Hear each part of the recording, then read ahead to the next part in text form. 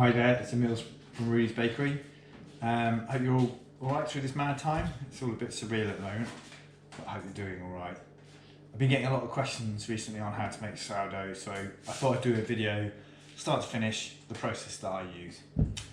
So first of all, I wanted to make a starter. Now, there's loads of videos out there, some more complex than others. I just want to show you a really easy way that I do it. So I've got a cup of strong white bread flour and half a cup of wholemeal, so it's half and half. You can use any plain flour you like as long as it's not self-raising. Put it into a bowl.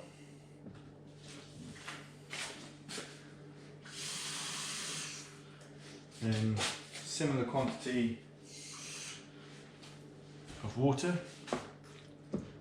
And mix that together. A little bit more water. What I want to do is form a nice smooth paste. There we go.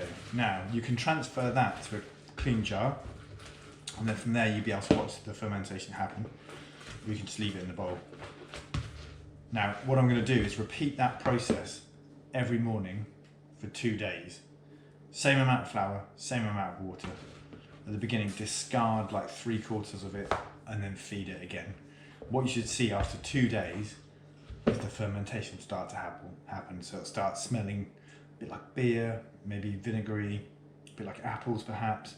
You start to notice bubbles, and it'll increase in volume, and that's what we're looking for. When it's ready to use, you can take a spoonful of it, put it in some water, and it will flow. So start off with half a cup of flour. It can be any flour apart from self-raising. Same amount of water. Mix it.